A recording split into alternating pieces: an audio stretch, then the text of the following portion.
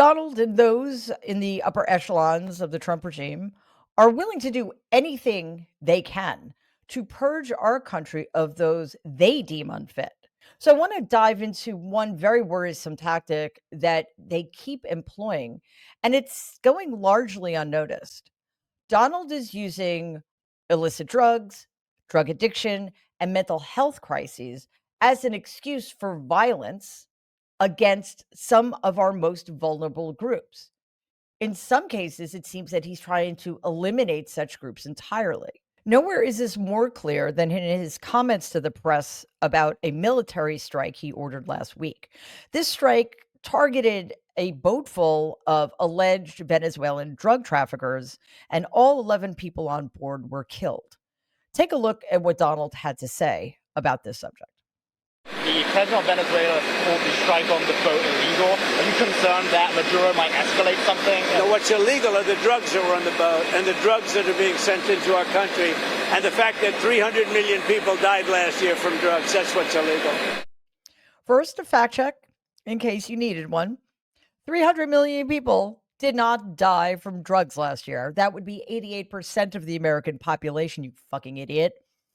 But let's break down the rest with some help from the Globe and Mail columnist Andrew Coyne. Coyne posted that, quote, the population of the United States is roughly 330 million. I presume even he isn't crazy enough to mean deaths from drugs in the United States. If we're talking worldwide, the WHO, the World Health Organization, puts the global death toll from drugs last year at 600,000, 3 million if you include alcohol. On the most generous possible interpretation, he's off by a factor of 100, unquote. The man cannot math. Now, even beyond that egregious lie, this was an unauthorized military strike that Donald is claiming was necessary to protect America by taking out some drug traffickers. In what world is killing drug dealers or traffickers or, quite frankly, anybody else not engaged in a deliberate act of war okay? As far as I know, the sentence for drug trafficking is not death, but even if it were, this was not the carrying out of a death sentence. This was murder. If that boat was truly suspected of having drugs on it and the people on the boat were suspected of being drug traffickers, the protocol normally is to have the Coast Guard pull them over and board the vessel. If there were indeed illegal drugs, they would be arrested and then they would be indicted and then they would be tried. And if they were convicted, they would be sentenced to some term in prison. And then they could appeal and on and on and on. In what world do we murder people who commit crimes out of hand? In what world do we murder people who we think maybe are in the process of committing crimes? Because that's what happened here. We have absolutely no proof that Donald is telling the truth here. We have absolutely no proof that there were drugs on that boat or the men on that boat were drug traffickers. We just have to take Donald's word for it. He actually is using the excuse that by driving their very small vessel towards the United States, they were threatening us, threatening our national security somehow. How? There were 11 people on that boat. In what world, I ask again, does the United States feel threatened by 11 men driving a boat, even if there were drugs on it? How does that justify a military strike in which every single person on board that boat was killed? Unless they were carrying nuclear warheads, there is no excuse for the egregious way in which their right to due process was violated here. This is not America, and this is deeply not just un-American, but anti-American. But before we go on, we must call out the Trump regime's targeting of our most vulnerable populations. So please like and share this video, and if you believe in our mission, please subscribe to our channel. Not only is drug trafficking seen by the Trump regime to be justification for murder, so too apparently are mental illness, drug addiction, and homelessness. Last week, a mentally ill Black man fatally attacked Irina Zarutska on a train in North Carolina. This was a horrific tragedy, which should have led to a serious discussion about mental illness and its treatment, But instead, Republicans seized the chance to villainize homeless people, people of color, and the mentally ill. Many on the right are calling for violence towards these groups specifically. Fox hosts Brian Kilmeade and Lawrence Jones had this to say about America's homelessness crisis. Billions of dollars to mental health and the homeless population. A lot of them don't want to take the programs. A lot of them don't want to get the help that is necessary. You can't give them a choice. Either you take the resources that we're going to give you, or you decide that you're going to be locked up in jail. That's the way it has to be now. Or involuntary lethal injection or something. Just kill them. Yeah, just kill them. Don't want to? These people can't because they're mentally ill.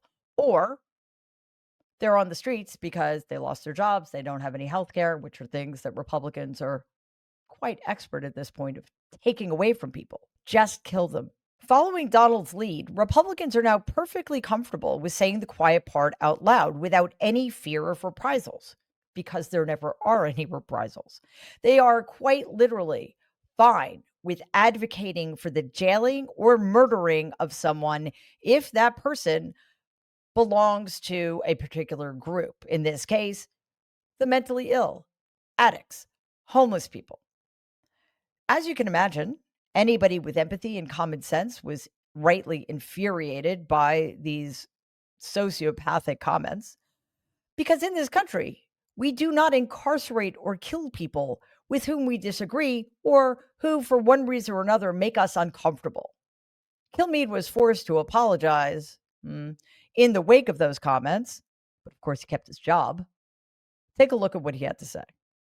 When we were together on Wednesday, Lawrence, in the morning, we were discussing the murder of Irina Zaruska in Charlotte, North Carolina, and how to stop these kinds of attacks by homeless, mentally ill assailants, including institutionalizing or jailing such people so they cannot attack again. Now, during that discussion, I wrongly said they should get lethal injections. I apologize for that extremely callous remark. I'm obviously aware that not all mentally ill homeless people act as the perpetrator did in North Carolina, and that so many homeless people deserve our empathy and compassion. Lawrence, back to you. All right, thanks, Brian. I'll see you tomorrow. Yep. Right. That was so sincere. Yeah, he's disgusting. But as again, I mentioned, he's still employed by Fox. This is the kind of thing that is continuing to happen under Donald's leadership, so-called. Our most vulnerable populations, those struggling with drug addiction, mental health problems, homelessness, or all three, are being villainized and criminalized by a regime that wants them out of the way. As Donald continues his hostile takeovers of cities like Washington, D.C., he has signaled that he plans to round up and detain homeless people wherever he finds them. All the while, Donald and those in his government are doing everything in their power to strip access to mental health services and care. CBS News reports that Scott Turner, who heads the Department of Housing and Urban Development, has outlined massive funding cuts. He's also called for a review of taxpayer spending when it comes to resources for the homeless and mentally ill. The staffing cuts already proposed would hit the part of HUD that oversees homelessness spending and housing first initiatives. This means that not only are the homeless being criminalized, there will simply be fewer and fewer resources available to them, which will worsen the problem Donald and others on the right so decry. This is the kind of thing that happens when you put in power somebody without remorse, compassion, or empathy. This is what happens when you put in power somebody who cares only about money and measures other people's worth by how much of it they have, which is why Donald is so determined to make sure that he has as much of it as possible, and the rest of us, especially those in our most vulnerable communities, have as little of it as possible. Please take a second and like and share this video. It'd be awesome if you could subscribe to the channel. If you're listening to us in podcast form, please follow us and give the show a 5-star rating, because it really does help other people find our content. Thanks.